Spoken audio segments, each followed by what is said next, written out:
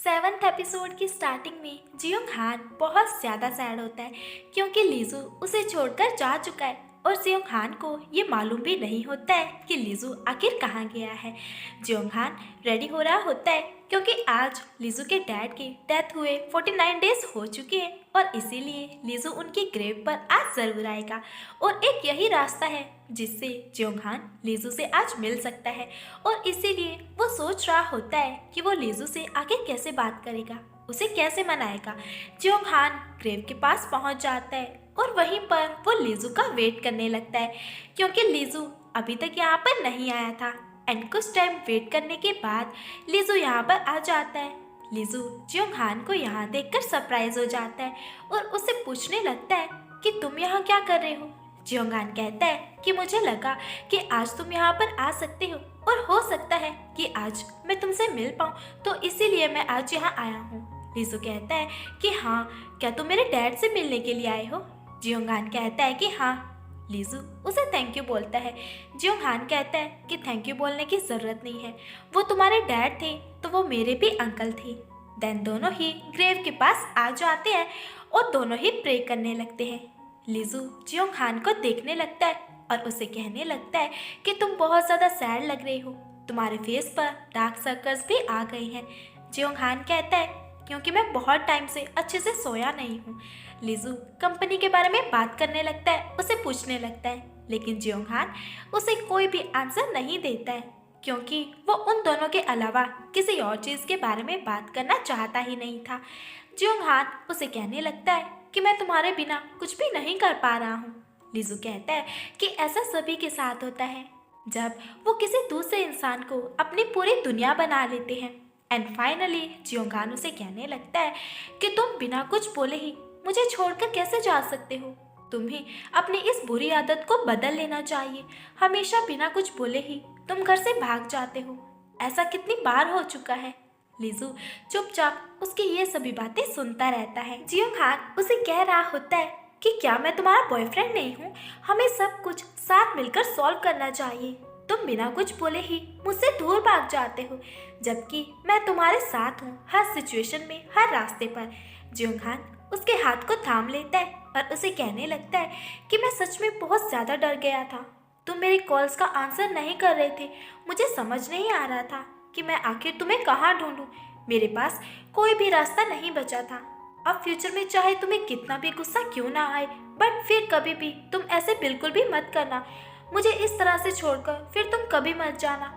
अब मैं तुम्हें फिर कभी भी हर्ट नहीं करूँगा, अब मुझसे तुम प्लीज नाराज मत रहो। जियोंग हान की ये सभी बातें सुनकर लीजू उसे कहने लगता है कि मैं इसलिए घर छोड़कर नहीं गया था क्योंकि मैं तुमसे नाराज हूँ, मैं बस अब तुम्हें फिर कभी भी देखना नहीं चाहता हूँ, मैं तुमसे ब्रेकअप करना चाहता हूँ। और यहाँ जियोंग हान ब्रेकअप का रीज़न ही नहीं समझ पाता है और वो लीजू से कहने लगता है कि क्या तुम्हें मेरे डैड ने बहुत बड़ी अमाउंट दे दी है, तुम्हें और ज़्यादा पैसों की डिमांड करनी चाहिए थी उनसे। जियोंग हान को लगता है कि उसे छोड़ने के लिए लीजू को उसके डैड ने बहुत ज़्यादा पैसे दिए हैं। लीजू कहता है कि मैं उन्हें पूरे पैसे लौटा दूंगा। जियोंग हान कहता है कि मुझे इससे कोई भी फर्क नहीं पड़ता है और इस बारे में तो मैं कुछ सुनना भी नहीं चाहता हूँ, तुम मुझे इतना बताओ कि क्या तुम ठीक हो। लीजू कहता है कि हाँ, मैं बिल्कुल ठीक हूँ। जियोंग हान कहता है कि नहीं, मैं तुम्हारे फेस को देखकर बोल सकता हूँ कि तुम झूठ बोल रहे हो। लीजू कहता है कि नहीं, ऐसी बात नहीं है और तुम भी जल्दी ठीक हो जाओगे, कुछ टाइम के बाद तुम भी मूव ऑन कर पाओगे। और लीजू की ये सभी बातें सुनकर जियोंग हान को बहुत ज़्यादा हर्ट हो रहा होता है और उसकी आंखों से आंसू आ जाते हैं क्योंकि वो लीजू से किसी भी कीमत पर अलग होना नहीं चाहता था। बट लीजू भी जियोंग हान को उतना ही ज़्यादा प्यार करता है और इस वक्त वो जानबूझकर जियोंग हान के साथ ऐसा बिहेव कर रहा है और वो उससे दूर जाना चाहता है। इसके पीछे क्या रीज़न है ये तो हमें आगे ही पता चलेगा। रोते रोते जियोंग हान उसे कहने लगता है कि क्या तुम्हें इतना भरोसा है कि तुम मुझे बिना देखे जी पाओगे। लीजू कहता है कि हाँ, मैं ये कर सकता हूँ। जियोंग हान कहता है कि तुम बहुत बुरे हो, तुम्हारे लिए प्यार करना, ब्रेकअप करना, मूव ऑन करना इतना ज़्यादा आसान क्यों है। लीजू कहता है कि तुम मुझे जानते ही हो ना कि मैं बहुत ही इजी पर्सन हूँ, मुझे बहुत ही इजीली प्यार हो जाता है और मैं इजीली मूव ऑन भी कर सकता हूँ। लीजू के इस बिहेव से जियोंग हान को बहुत ज़्यादा हर्ट हो रहा होता है जियोंगहान कहता है कि क्या सच में सब कुछ खत्म हो चुका है? क्या तुम सच में मुझसे इस तरह से ब्रेकअप करना चाहते हो? क्या अब हम दोनों के बीच में कुछ भी नहीं रहा है? लीजू से कहता है कि हाँ, सब कुछ खत्म हो चुका है और अब मुझे यहाँ से जाने दो। ये कहकर लीजू यहाँ से चला जाता है। तभी बारिश स्टार्ट हो जाती है। जियोंगहान भागकर आता है और लीजू को रोक लेता है और वह उसे कहने लगता है कि मैं सब कुछ खत्म करना नहीं चाहता हूँ। लीजू से कहता है कि मैं तुम्हें पहले भी बता चुका हूँ कि अब मैं तुम्हें बिल्कुल भी देखना नहीं चाहता हूँ। तुम्हारे साथ रहना टॉर्चर है। जियोंगहान फिर भी रोते हुए बार बार उससे रिक्वेस्ट करता रहता है। लीजू कहता है कि अब मैं तुम्हारे साथ रहना नहीं चाहता हूँ और ये फाइनल है। ये कहकर लीजू यहाँ से चला जाता है। जियोंगहान रोता रहता है और बारिश में वो भीगता रहता है। तभी लीजू उसके पास आता है और उसे वो अम्ब्रेला दे देता है और जिसके बाद वो यहाँ से चला जाता है। और इसके बाद लीजू का उसकी लाइफ से चले जाने के बाद जियोंगहान पूरी तरह से सैड हो जाता है। वो अपने बारे में सब कुछ भूल चुका था, अपनी कंपनी को, खुद को, सब कुछ। जियोंगहान पूरे दिन घर में लॉक रहता है एंड वो पूरा दिन ड्रिंक करता रहता है और लीजू की यादों में वो रोता रहता है। बार बार लीजू को वो कॉल करता रहता है और उसे वॉइस मैसेजेस सेंड करता रहता है। जियोंगहान रोते रोते उसे कह रहा होता है कि प्लीज मुझे लास्ट चांस दे दो।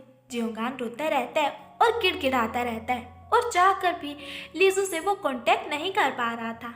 उसे वॉइस मैसेजेस में वो कह रहा होता है कि ऐसा लग रहा है कि जैसे मैं मरने वाला हूँ। एंड तभी भागते हुए लीजू उसके पास आ जाता है। लीजू उसकी ऐसी कंडीशन को देखकर उसे कहने लगता है कि जियोंगहान, तुम ऐसा क्यों कर रहे हो? तुम्हें ऐसे देखकर मुझे बहुत ज़्यादा हर्ट हो रहा है। जियोंगहान लीजू को देखता रहता है और वो रोने लगता है और उसे कहता है कि मैं सो नहीं पाता हूँ, मुझे बहुत ज़्यादा घुटन हो रही है, प्लीज़ तुम वापस लौट आओ। ऐसा लग रहा है कि अब मैं तुम्हारे बिना मर जाऊंगा। लेकिन ये लीजू नहीं बल्कि जियोंगहान का फ्रेंड मिन होता है। मिन चिल्लाने लगता है और उसे कहने लगता है कि तुम्हें क्या हो गया है, होश में आओ। एंड मिन को देखकर जियोंगहान डिसअपॉइंट हो जाता है और वो समझ जाता है कि ये लीजू नहीं है, वो लीजू को जस्ट इमेजिन कर रहा था। मिन उसे कहने लगता है कि क्या तुम्हें हॉस्पिटल चलना है? तुम्हारी कंडीशन मुझे बिल्कुल भी ठीक नहीं लग रही है। जियोंगहान कहता है कि नहीं, मैं बिल्कुल ठीक हूँ। मिन उसे देखकर हंसने लगता है। जियोंगहान कहता है कि क्या मैं तुम्हें जोकर के जैसे दिखाई दे रहा हूँ? अगर मैं इतना ही ज़्यादा फनी लग रहा हूँ तो तुम जितना चाहो उतना हंस सकते हो मुझ पर। मिन उसे कहता है कि क्या ब्रेकअप होना इतना ज़्यादा बुरा है? जियोंगहान कहता है कि तुम्हें कैसे पता चला कि मेरा ब्रेकअप हो गया है? मिन उसे कहता है कि तुम्हें देखकर कोई भी बता सकता है। वैसे तुम्हारे ब्रेकअप का रीज़न क्या है? जियोंगहान कहता है कि बहुत से रीज़न हैं, मेरी तरफ से तो कुछ भी खत्म नहीं हुआ है, बट वो सेल्फिश है। मीनू से बताता है कि लीजू कल हमारे हॉस्पिटल में आया था, उसका न्यू बॉयफ्रेंड भी उसके साथ आया था। वो बहुत ही ज़्यादा केयरिंग लगता है, वो हर वक्त हमेशा लीजू के साथ रहता है। जियोंगहान पूछता है कि तुम किसके बारे में बात कर रहे हो, क्या वो टॉल पर्सन? और जियोंगहान ये समझ जाता है कि मिन सुयो के बारे में बात कर रहा है और ये सुनकर तो उसे और भी ज़्यादा गुस्सा आ जाता है, क्योंकि लीजू के घर से चले जाने के बाद जियोंगहान सुयो के पास गया था और उसने उसे बहुत ज़्यादा रिक्वेस्ट की थी कि अगर उसे लीजू के बारे में कुछ भी पता चले तो वो उसे ज़रूर बताए। एंड इसीलिए जियोंगहान भी नेक्स्ट डे हॉस्पिटल में पहुंच जाता है ताकि वो लीजू और सुयो से एक बार मिल पाए। जियोंगहान देखता है कि लीजू अभी तक हॉस्पिटल में नहीं आया है, तो इसीलिए वो उसका वहाँ पर वेट करने लगता है।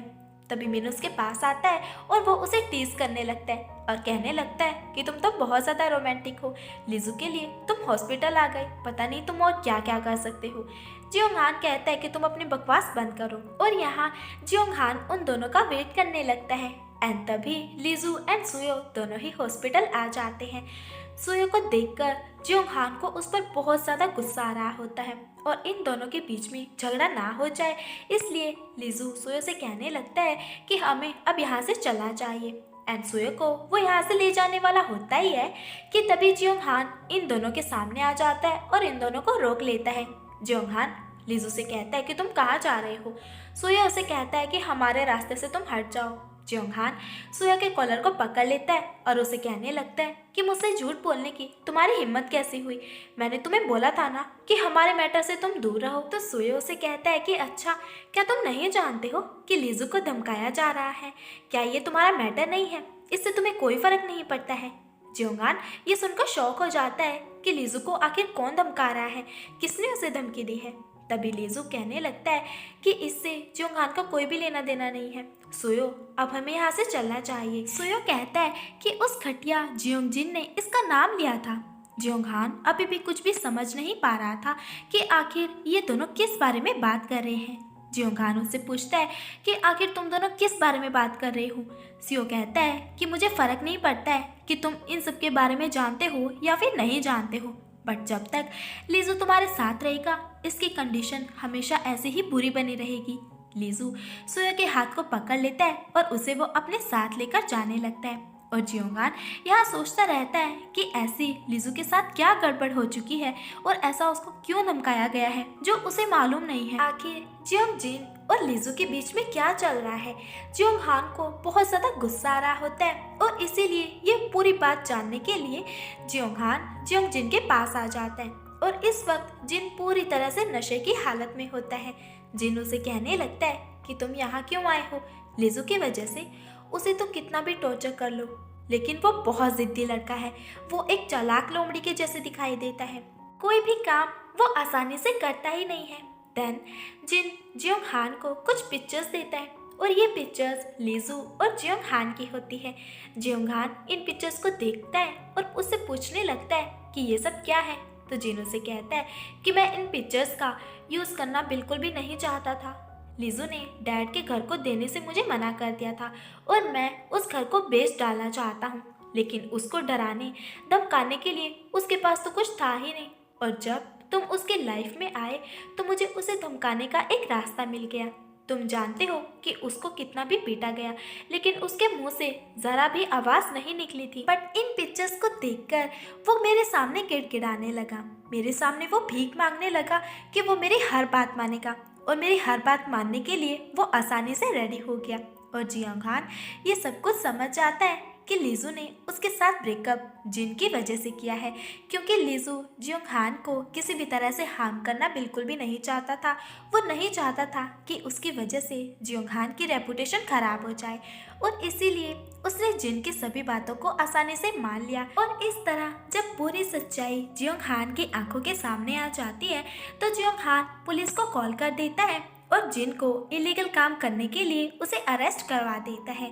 और उन पिक्चर्स को देखकर वो कह रहा होता है कि लीजू, तुमने इतने टॉर्चर को सहन किया, इतनी ज़्यादा मार खाई, वो भी इन पिक्चर्स की वजह से। जियोंगहान को बहुत ज़्यादा रिग्रेट हो रहा होता है कि वो लीजू को समझ नहीं पाया है। देन जियोंगहान लीजू की चाइल्डहुड की पिक्चर को देख रहा होता है और वो लीजू को बहुत ज़्यादा याद कर रहा होता है और वो उसे कह रहा होता है कि तुम वापस कब आओगे। और जैसे ही वो उस पिक्चर को पलटकर देखता है तो उसकी बैक साइड पर एक ऑर्फनेज का एड्रेस लिखा हुआ था।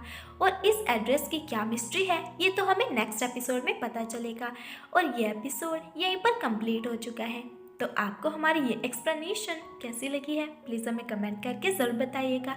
एंड नेक्स्ट एपिसोड के लिए हमारे चैनल को सब्सक्राइब कीजिए। Thanks for watching. Bye bye.